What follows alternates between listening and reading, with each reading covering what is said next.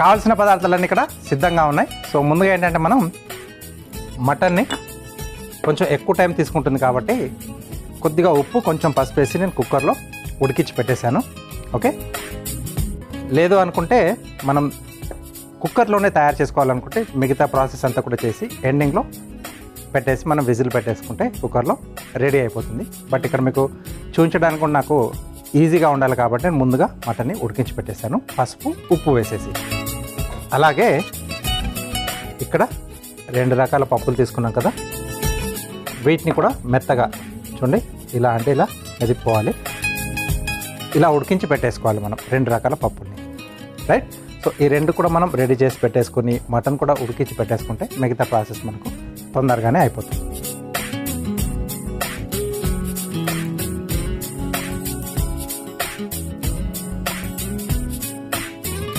Okay, ఫంక్షన్స్లలో అక్కడ చాలా చేస్తారు. ఇంటికి ఎవరైనా గెస్ట్ పిలిచినప్పుడు కూడా బగారా రైస్తో లేదా రోటీ కాంబినేషన్లో కూడా ఇది సూపర్గా ఉంటుంది.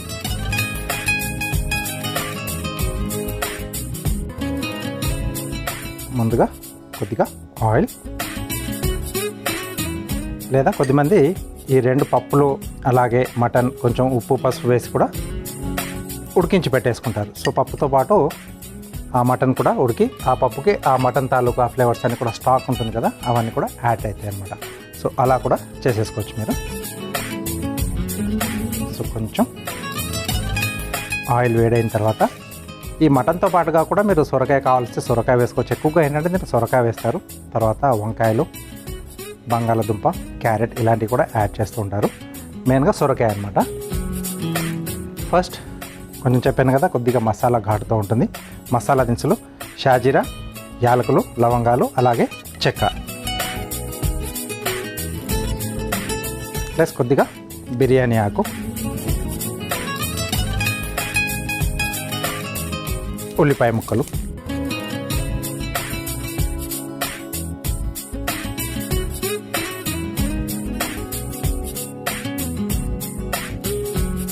సో ఇది ఫంక్షన్స్లలో ఎలాగైతే దాల్చా లాంటివి చేసుకుంటారో ఇది కూడా అలాగే చేసుకునే ఒక హైదరాబాదీ డిష్.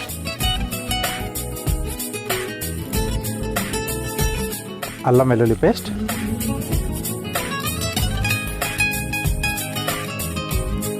కొద్దిగా కరివేపాకు,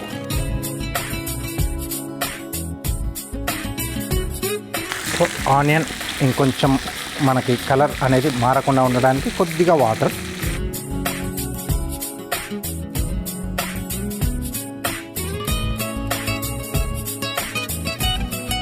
ఓకే.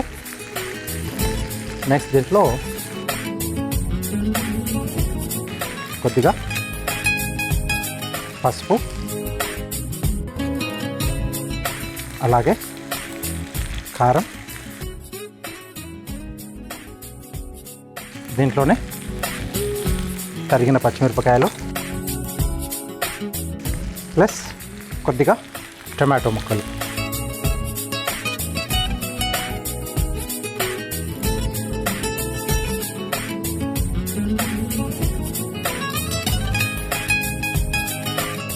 నెక్స్ట్ దీంట్లో సరిపడా ఉప్పు,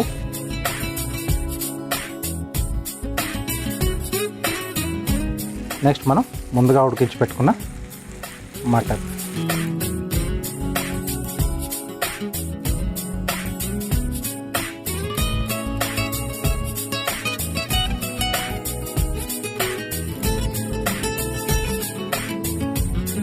సో వీటిలో కొంచెం మక్కితే మటన్ ఫ్లేవర్స్ కూడా ఈ గ్రేవీకి కూడా వస్తాయి.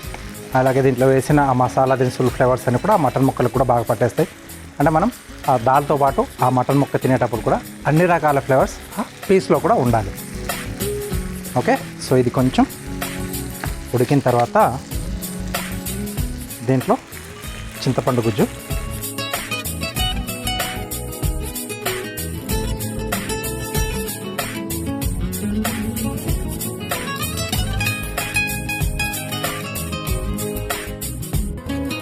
రైట్.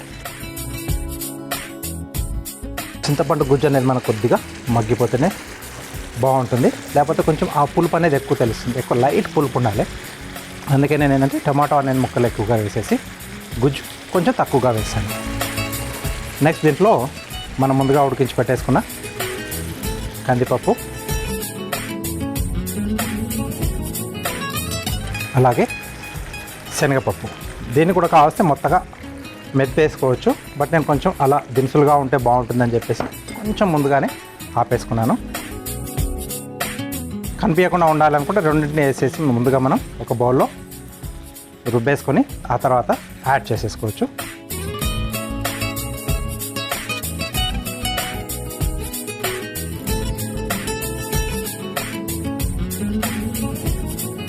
చెప్పాను కదా, ఇది కొంచెం మనకు ముద్దకూరలా వస్తుంది సెమీ గ్రేవీతో.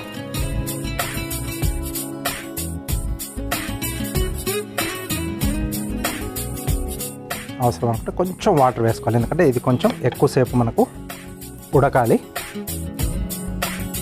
నెక్స్ట్ ఇదే స్టేజ్లో కొద్దిగా ధనియాల పొడి, అలాగే గరం మసాలా,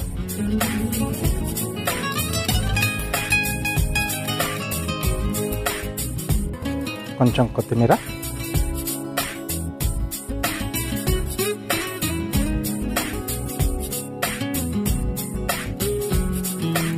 అలాగే కొంచెం పుదీనా కొంచెం తక్కువగానే ఉండాలి, ఎందుకంటే ఇది కొత్తిమీర కంటే కూడా ఎక్కువ ఘాటు ఉంటుంది. కొన్ని రకాల డిష్లలోనే వాడతాం, ఎక్కువగా మనం బిర్యానీ పొలాల్లోనే వాడుతూ ఉంటాం ఇది.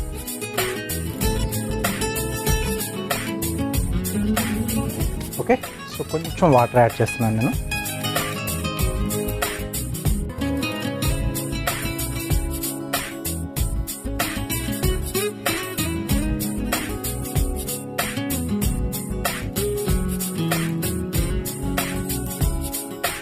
ఓకే, సో దీని కాంబినేషన్లో మనం రుమాలి రోటీ కానీ లేకపోతే తందూరి రోటీ కానీ సూపర్గా ఉంటుంది. ఇంట్లో అయితే మనం పుల్కాలు కూడా చేసుకొని తినవచ్చు. రైస్ విషయానికి వస్తే బగారా రైస్ చేసుకుంటాం కదా, మసాలా దినుసులు అన్నీ వేసేసి, సో అలా చేసుకున్న రైస్ సూపర్ కాంబినేషన్ అనమాట. సో హైదరాబాద్లో దీన్ని దాల్ ఘోష్ అంటారు. ఘోష్ అంటే మనకు మటన్ మీట్ వస్తుంది అనమాట.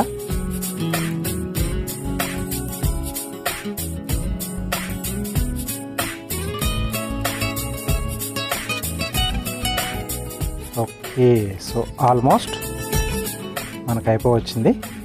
సో మూత పెట్టేసి కొంచెం ఎక్కువసేపే మనం దీన్ని మరిగించుకోవాలి. అప్పుడు మనకు ఆ మటన్ ముక్కలకి ఈ దాల్ ఫ్లేవర్ పడుతుంది. ఈ గ్రేవీ అంతా కూడా ఆ మటన్కున్న ఆ బోన్స్లో ఉన్నటువంటి ఆ గుజ్జులో తాలూకు ఆ ఫ్లేవర్స్ అన్నీ కూడా బాగా పడితే తినేటప్పుడు మనకు ఆ టేస్ట్ అనేది సూపర్గా ఉంటుందన్నమాట. మూత పెట్టేసి కనీసం ఒక 10 నిమిషాల పాటు మనం అలా దాన్ని చిన్న మంట మీద ఉడికిచ్చేసుకుంటే దాంట్లో ఉండే ఫ్లేవర్స్ అన్ని బయటకు వచ్చేసి సూపర్గా మనకు డిష్ తయారవుతుంది. ఇక్కడ కొంచెం మన కంచులకంతా కూడా ఇక్కడంతా కొద్దిగా ఆయిల్ వచ్చేసింది కదా, సో అక్కడ వరకు దాన్ని మెల్లిగా చిన్న మంట పైన మనం ఉడికిచ్చేసుకుంటే దాంట్లో ఉండే ఫ్లేవర్స్ అన్ని బయటకు వస్తాయి. కొన్ని రకాల డిష్లు ఏంటంటే మనం కొంచెం టైం ఇవ్వాలి వాటికి, అప్పుడే అది టేస్టీగా మనకి వస్తుందన్నమాట డిష్.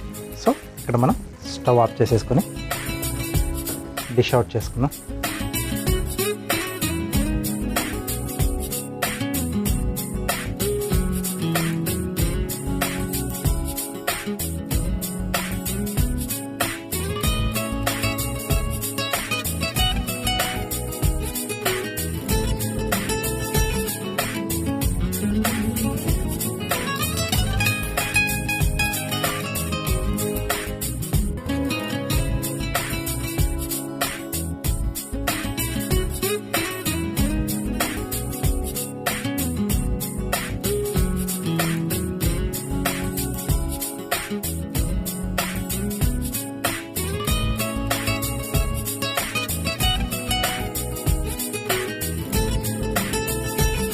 కొద్దిగా కొత్తిమీర.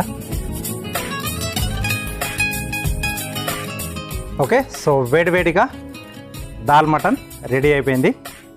దీన్ని మనం హైదరాబాదీలో దాల్ గోష్ అని అంటారనమాట. సో చెప్పాను కదా ఇందాక, దాల్ చాయ్ లాగా చేసుకుంటారు, అది కొంచెం మనకు లిక్విడ్గా వస్తుంది సాంబార్ లాగా, ఇది కొంచెం ముద్దలాగా వస్తుంది, బట్ టేస్ట్ సూపర్గా ఉంటుంది. సో తప్పకుండా మీరు కూడా ట్రై చేయండి. దానికంటే ముందుగా దీనికి కావాల్సిన పదార్థాలు అలాగే దీని తయారీ విధానం మీకోసం మరోసారి. దాల్ మటన్ తయారు చేసుకోవడానికి కావాల్సిన పదార్థాలు: మటన్ ముక్కలు పావు కిలో, పచ్చిశనగపప్పు అరకప్పు, కందిపప్పు అరకప్పు, నూనె 3 టేబుల్ స్పూన్లు, మసాలా దినుసులు కొద్దిగా, బిర్యానీ ఆకు 1, తరిగిన ఉల్లిపాయలు 1, అల్లం వెల్లుల్లి పేస్ట్ 1 టేబుల్ స్పూన్, ఉప్పు తగినంత, పసుపు చిటికెడు, కారం తగినంత, ధనియాల పొడి 1/2 టీ స్పూన్, గరం మసాలా పొడి 1/2 టీ స్పూన్, కరివేపాకు 2 రెమ్మలు, తరిగిన పచ్చిమిరపకాయలు 3, చింతపండు గుజ్జు కొద్దిగా, కొత్తిమీర కొద్దిగా, పుదీనా కొద్దిగా. దాల్ మటన్ తయారు చేసుకునే విధానం: ముందుగా స్టవ్ ఆన్ చేసి ప్యాన్లో నూనె పోసి వేడయ్యాక అందులో మసాలా దినుసులు, బిర్యానీ ఆకు, ఉల్లిపాయ ముక్కలు, అల్లం వెల్లుల్లి పేస్ట్, కరివేపాకు వేసి కాస్త నీళ్లు పోసి మగ్గించుకోవాలి. తర్వాత అందులో పసుపు, కారం, పచ్చిమిర్చి, టమాటా ముక్కలు, సరిపడా ఉప్పు, ఉడికించుకున్న మటన్, చింతపండు గుజ్జు, ఉడికించుకున్న కందిపప్పు, ఉడికించుకున్న శనగపప్పు, ధనియాల పొడి, గరం మసాలా పొడి, కొత్తిమీర, పుదీనా వేసి కాస్త నీళ్లు పోసి మూత పెట్టి బాగా మగ్గించుకొని ఆపై సర్వింగ్ బౌల్లోకి తీసుకొని పైనుంచి కొత్తిమీర వేసి సర్వ్ చేసుకుంటే దాల్ మటన్ రెడీ.